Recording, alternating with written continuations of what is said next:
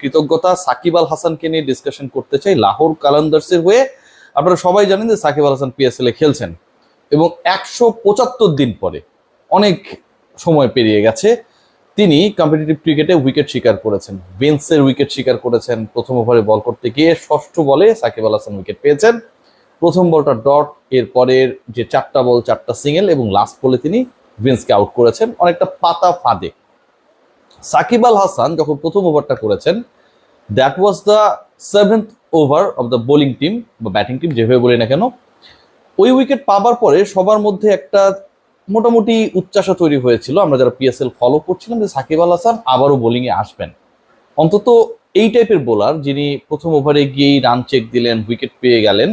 আমরা যদি franchise cricket লিগগুলো বা বিভিন্ন ন্যাশনাল টিমের যদি কমন প্র্যাকটিস ফলো করি, দেখা যায় কি যে পরবর্তী ওভারেই, মানে একজন বোলার তো মাঝখানে আসেনি, তার পরবর্তী ওভারে তাকে আনা হয়।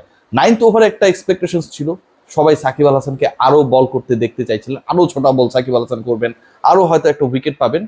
কিন্তু শেষ পর্যন্ত এভাবে অপেক্ষা চলেছে till the last over of Lahore Qalandars bowling innings. Shakib Al Hasan আর বল করতে আসেন নাই। সাকিব আল হাসান ওই 7ম ওভারই বল করেছেন, তার প্রথম ওভারটা করেছেন এবং ওই পার্টিকুলার ওভারই তিনি একটা উইকেট পেয়েছেন। আমরা যদি পুরো লাহোরের বোলিং ডিপার্টমেন্টের বিশ্লেষণে যাই, শর্টকাট বিশ্লেষণে, তারা বল করিয়েছে টোটাল 6 জন বোলারকে দিয়ে। শাহিন শাহ আফ্রিদি ক্যাপ্টেন, তিনি শুরু করেছেন। তারপরে দেখেছি সালমান মির্জা, জামান খান, সাকিব আল হাসান, মোহাম্মদ নাইম এবং হারিস রৌফ। এই যে 6 জন বোলার বল করেছেন, প্রত্যেকেই সাকিবের থেকে বেশি ওভার বল করেছেন। পুরো কোটা ফুলফিল করেছেন শাহিন শাহ আফ্রিদি। মির্জা 4 ওভার, জামান বল করেছেন 4 ওভার, সাকিব মাত্র 1 ওভার 3 ওভার করে করেছেন নাইম এবং হারিস রৌফ। এই যে 6 জন বোলারের আমি হিসাবটা দিলাম, যে সবচেয়ে কম বল করার সুযোগ পেয়েছেন সাকিব আল হাসান। মজার ব্যাপার কি জানেন, এই অ্যামং 6 বোলার্স সাকিব আল হাসানের ইকোনমি হচ্ছে সবচেয়ে কম, এটা সব 4। বাকি সবাই 5-এর উপরে, 11-এর উপরে, 9-এর উপরে, 12-এর উপরে, 8-এর উপরে পার ওভার রানস দিয়েছেন। এই সিচুয়েশন যখন হলো, তখন তো সাকিব আল হাসান যেহেতু প্রথম ওভারই ভালো করেছেন, যেহেতু প্রথম ওভারে উইকেট নিয়েছেন, তাকে কেন আনা হলো না? নাকি এমন কোনো ঘটনা ঘটেছে যে কোনো স্পিনারকে দিয়ে করানো হবে না?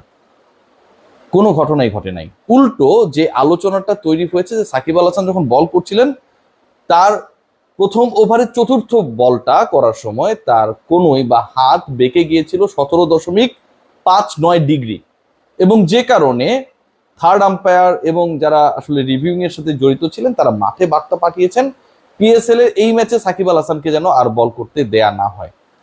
আলোচনাটা ঠিক এই পয়েন্টটায়, যে এত ভালো বল করার পরেও সাকিব আল হাসানকে যখন বল করতে আর দেয়া হলো না, তখন সাকিব আল হাসানের হাত বাঁকার কারণেই কি শাহিন শাহ আফ্রিদি তার হাতে আর বল তুলে দেন নাই?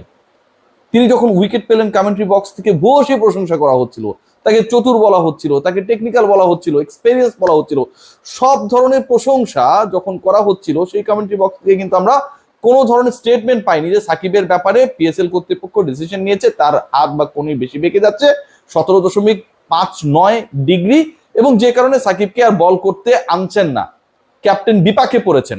ডেফিনেটলি এই স্ট্যাটটা যদি সত্যি হয়ে থাকে, যেটা ছড়ানো হয়েছে, সেটা কমেন্ট্রি বক্সে যারা ছিলেন তারা নিশ্চয়ই বলতেন। বাদ দিলাম, আমরা তো জানি ক্রিক বাজ কিংবা ক্রিক ইনফোর যে কমেন্ট্রি প্যানেল রয়েছে, তারাও কিন্তু সেখানটায় লিখেন কি ঘটছে, বল বাই বল আমরা ডিসকাশনটা দেখি।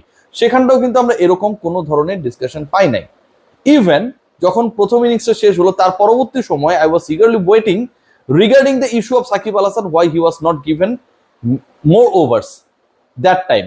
সেই ব্যাপারেও কিন্তু আসলে আমরা কোনো স্টেটমেন্ট পাইনি। কিন্তু ডেইলি সান, বাংলাদেশের একটা আপনি বলতে পারেন যে প্রভাবশালী স্বনামধন্য পত্রিকার বরাতে একটা নিউজ ছড়ানো হয়েছে যে সাকিব আল হাসানের বোলিং অ্যাকশন ত্রুটিপূর্ণ ছিল। তার 4র্থ বল যেটা প্রথম ওভারে, সেই বলটায় তার হাত বেশি বেঁকে গেছে, এবং পরবর্তী সময়ে ক্যাপ্টেনের ইচ্ছা থাকার পরেও সাকিব আল হাসানকে আর বল করতে দেওয়ার সুযোগ পাননি।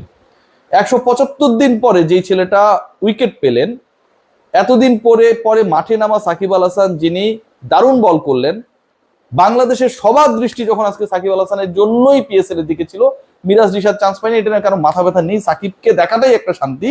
সেই সাকিবকে নিয়ে এরকম মিথ্যা প্রোপাগান্ডা ছড়ানোটা কতটুকু যৌক্তিক ছিল? আমি এই খবরটা জানার পরে আমি চেষ্টা করেছি অনলাইন গুলো ফলো করার। আমি জানি না যে আমি কতটুকু পেরেছি, যখন পর্যন্ত এই কন্টেন্টটা বানাচ্ছি ডেইলি সানে গিয়ে আমি এরকম কোনো খুঁজে পাইনি রিপোর্ট।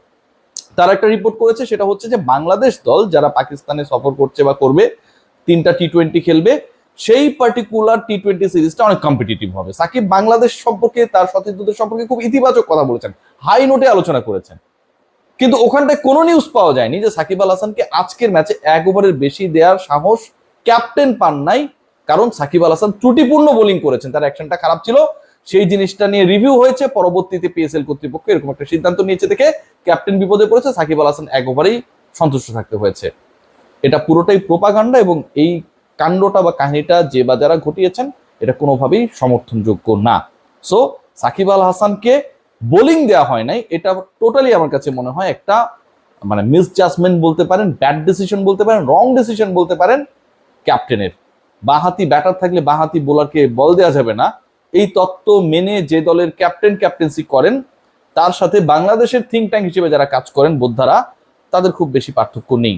এবং লাহোরের যে দলটা আসলে বাংলাদেশকেই ফলো করে, আজকে তাদের ফিল্ডিং দেখে, তাদের চর্বিযুক্ত মাখনযুক্ত হাতে যেভাবে স্লিপ হচ্ছিল একটার পর একটা ক্যাচ, সেটা দেখেই বোঝা গেছে।